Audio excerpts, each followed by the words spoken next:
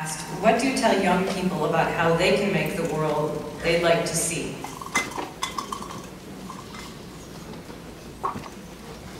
Well, first of all, first thing you do is, I don't know.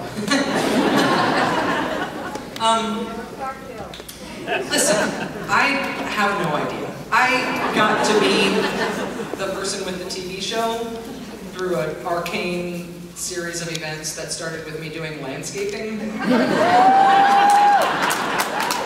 I can't even garden. I wasn't volunteering to plant things. I was only volunteering to dig things up and kill them. My first media job was that I went to an open audition to be the news girl on a morning zoo radio show, and I got hired on the spot. I started the next day, minimum wage. The biggest problem for me in that job is that I did not have a car good enough to reliably get me to work every morning. And I was making minimum wage and it wasn't helping me work toward fixing the car. Like, that's how I ended up becoming the person on TV. So clearly I can't give advice on career paths or anything like that. But I will say that there is something to be said for the competitive spirit. That if you are thinking about how to train yourself and how to move through the world toward something that you want to do in your life that has a bigger aim, like if you're trying to, Paul's question, if you're trying to think about influencing the world, trying to change the world, you want your life to be a project towards something.